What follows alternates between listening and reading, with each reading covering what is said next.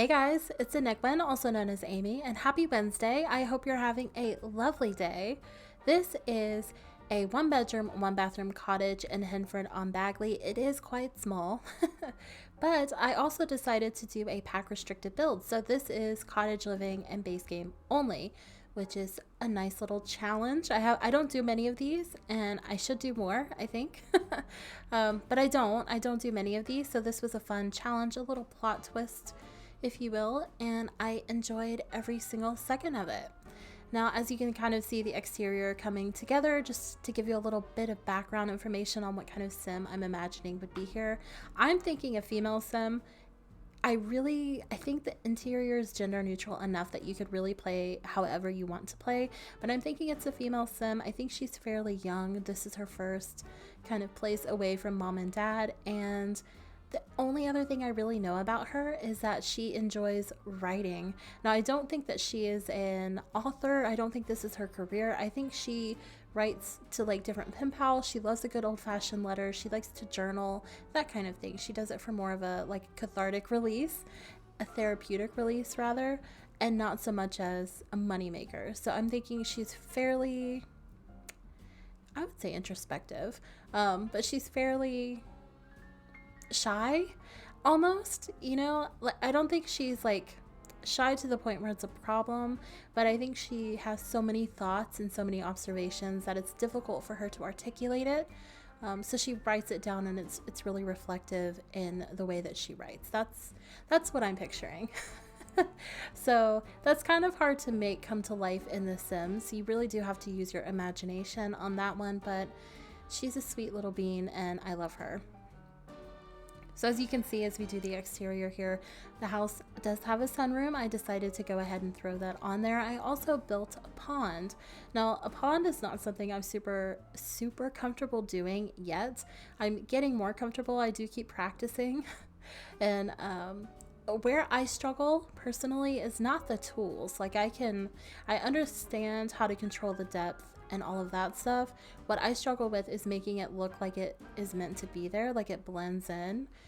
And I'm getting better. It's getting a little bit easier, but we're still not quite there. I'm gonna be honest. But it is getting a little bit more intuitive, but I think it's just so new for me that it's like, okay, this is odd. I'm building a hole and then I fill the hole. It's just weird. It's just weird. That's all I can say. I am fleshing out the rest of the landscaping. I actually love the landscaping on this particular lot. This is one of those where I was looking at it once the house was built and I thought, where do I go from here? What do I place? What is this gonna look like? I had no clue, no plan. And then I took a little bit of a look around the world just to see what was going on, and I just started placing things, and that's not normally how things go. So I was pleased that it turned out okay. Very, very relieved, actually, if I'm being honest. And I do give a chicken coop. I was trying very, very hard to give them an animal barn. I really wanted her to have a llama, but it just didn't work out, which is fine. I don't know if you'd necessarily have a llama in like the town center, but like maybe, I don't know. So I really wanted to try it. It didn't happen. So she's got some chickens, and I think that's just what's going to happen on these smaller lots. It's always going to be a chicken coop and a cat or something like that, because a dog would be too big even, I think. But that's just me. I mean, you could completely disagree. That's totally fine. I then give a little seating area. I like including benches and things like that outside. This one is kind of looking at her house. It was meant to be looking across the way, not like directly across the street, but like beyond, like over the pond and beyond that way. I hate how much that rhymed. But clearly I didn't turn it the right way, because it's definitely not looking in that general direction, but that was the intention. I'll try to change that before I upload it if I can remember. I also give her some gardening plots. I'm thinking she likes fresh ingredients. She probably spends quite a bit of time kind of making her own things. She's very careful about the things that she consumes, and she's very particular about the way that things are made. So she does things slowly. She's probably a perfectionist, but she does things slowly, but the quality is always great. So that's kind of a fun twist to a personality. I don't ever play with perfectionist sims because they take forever to get through things. but it's worth it sometimes in the end. As you can see, I did use quite a bit of the wisteria vine.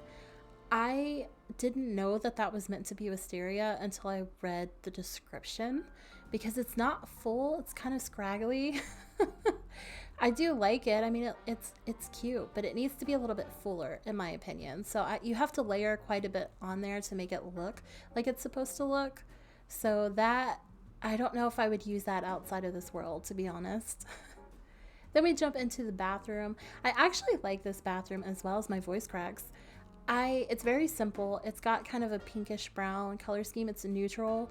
I think it's a very warm and cozy space to get ready, and it's simple. I really like a good simple bathroom, you know? It sparks joy for me. And then we jump from the bathroom into the bedroom here, and I decided to go with gray furniture.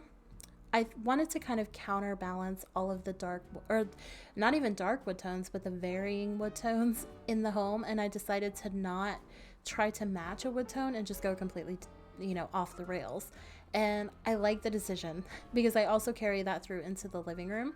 I do use the headboard as a side table. I decided this room was too small to have a nightstand, and after placing the little room divider, because I imagine you want some privacy while you're sleeping, I do add a second shelf with a little mirror above it. This is purely for decoration.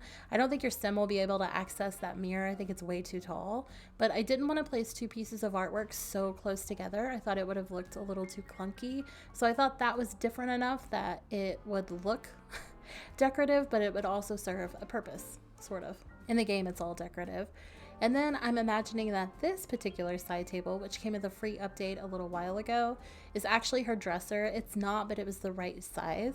And I just give a few items out here. She's got a radio, a fish tank, the little cross-stitching box, and a guitar. I think this is kind of where she chills out, kind of away from the world, but she can still see out into the world. I don't think she likes to close herself off completely, but just enough to kind of regroup.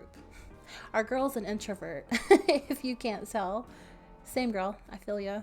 And then we do the entryway. It's very simple. It's a small space, but this was just needed to kind of section off the rest of the house.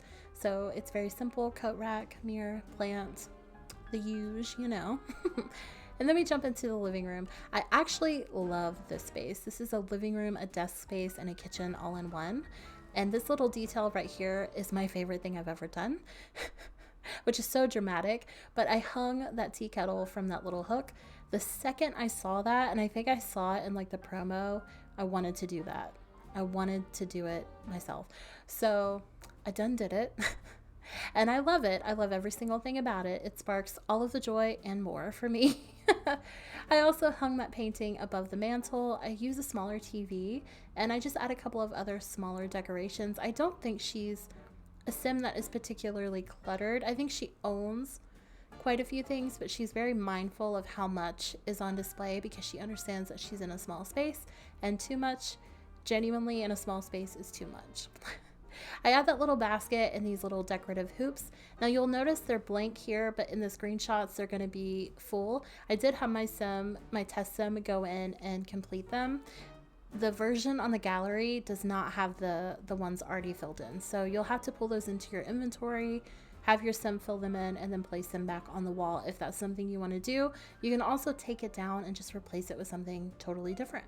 It's completely up to you. But that was my initial vision for that. I then work on the kitchen here. As you can see, it's coming together. I really like the dark cabinets. I don't think I've used them yet. I think I've used the green and the yellow. Maybe the blue. I definitely use the blue, but you've not seen that yet. But yeah, so I went for the darker with these kind of yellow toned fridge and stove, which I've used to death because they're really the only swatches that I like, I'm going to be honest. And I'm just adding some decoration. I tried to use the little cabinet pieces that have clutter on them because, as you can see from the kitchen, storage is sparse. So I tried to kind of pull that in. I thought that looked a little bit more realistic. I also kind of add a few other decorative elements here. I wanted it to look like someone lives here, but I also didn't want it to look too overcrowded. Now, fair warning, I did not test this kitchen for group cooking because I don't think she's gonna be doing that. But I also shrunk down that coffee pot and I did not play test it. I forgot about it. So it may not work. I have no idea. You may have to size it back up or just replace it with something else or just completely get rid of it. You can do whatever whatever you want to do if you download the build, but I completely forgot to play test that. So I have no clue is what I'm saying.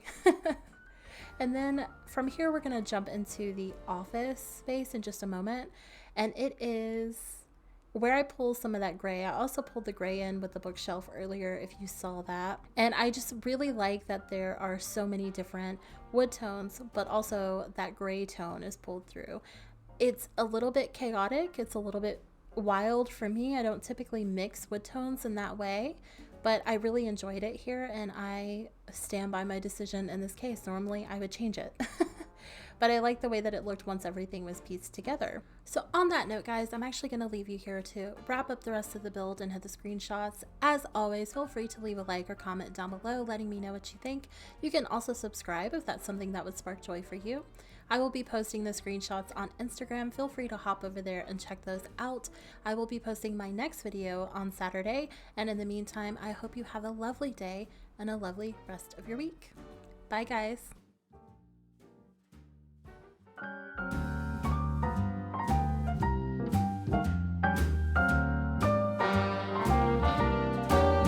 A little different than all the rest.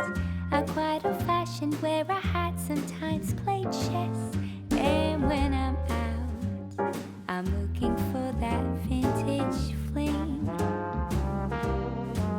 But all complexions that I adore, so hard to find, these seem impossible to score. So I dream on to someday find that vintage love. I kept on looking, but everyone's such a bore. And out of a sudden, you came through the door. At the next table, your whiskey neat. The lights were dimmed as our eyes met, moves on me.